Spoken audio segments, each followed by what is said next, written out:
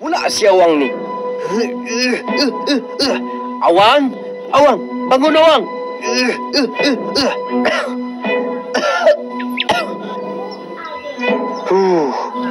Nasib baik hidup lagi. Kau okey ke tak, Awang?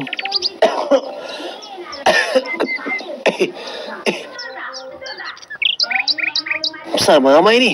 Kau pengsan tadi. Aku pengsan? Kau langsung tak sedar tadi.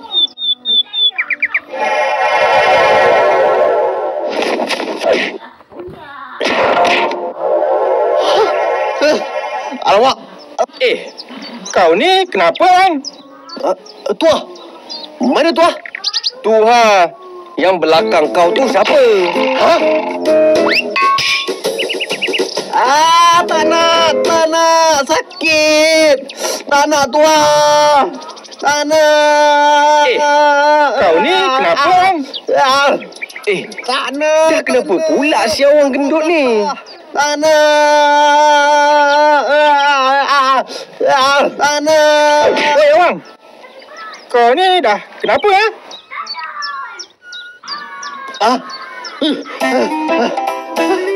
Tuah, aku janji tak uji silat kau lagi.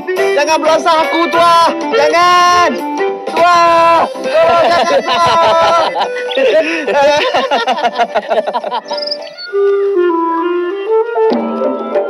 Cuba kawan-kawan bayangkan, kail yang panjangnya sejengkal. Kecil kan? Maknanya, kail itu tak dapat pancing apa-apalah kan? Samalah juga dengan peribahasa kita hari ini.